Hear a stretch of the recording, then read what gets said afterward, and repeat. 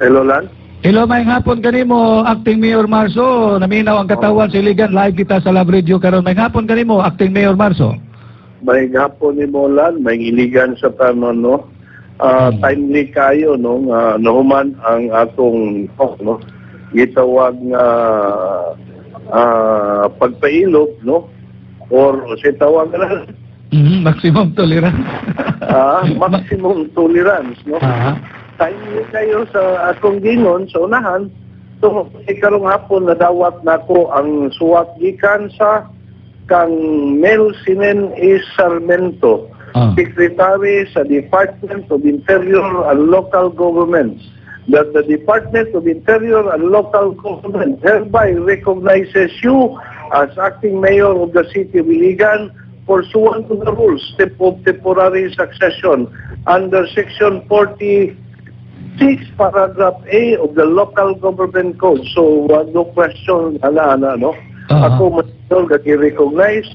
So, I am mandated by law because of this condition to perform the different duties and responsibilities in the absence of the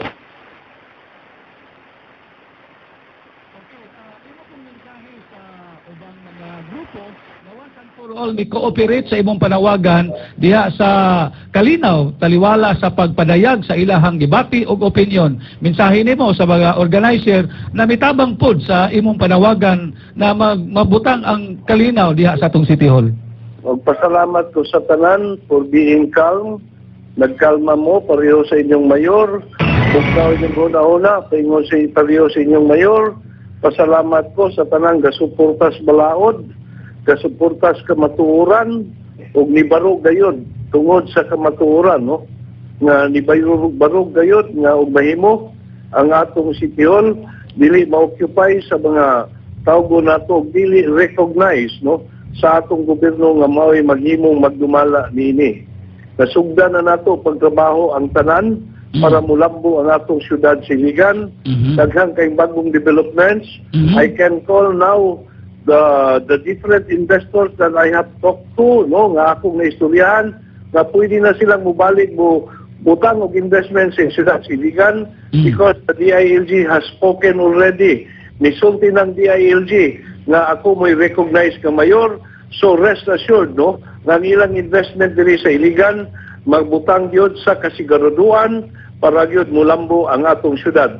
Rest assured nga ang ilang investment, ang ilang kahago, they will enjoy the local investment code of the city of Iligan. O sa katawhan sa syudad sa Iligan, kitang tanan mabulahan ini, kining atong katuyuan, kining atong gibuhat para ang syudad sa Iligan mulambo, kitang tanan mabulahan ini. Muna ako maghangyo po sa tanan nga ihikli na nato ng atong panagbingkil, no? Politika ra kana. So, husay dapat istoryahan diha sa lamisa sa atong mga judiciary adto nato istoryahan. Dito nato i-interpret ang balaod. Ang mga dunay katungod mo'y atong sundon. Kaya dili nato sundon ang dunay katungod, dili nato mapa-interpret sa mga tao nga dunay katungod ang balaod. Kitang tanan, doon na tayo kaugalingong interpretation sa balaod, no? Ang interpretation nato sa balaod, maybe, insakto, maybe po dili. So, atong saluduhan ka ng mga tao nga gisangunan sa responsibilidad nga mo interpret sa balaod, no? Sundot na sila. Okay. Kaya kung ako wala sa akong balaod, ganun di ko magdugay sa opposition, I will step down. Dili lang ko ganahan magpapriso, no? Kung tinugutan ko, tugutan ko si gayon, nga magpadayon kita, I will do my best, I will try my best to make the city of Iligan better, no? Better and better, no? Para kitang tanan mabulahan, no?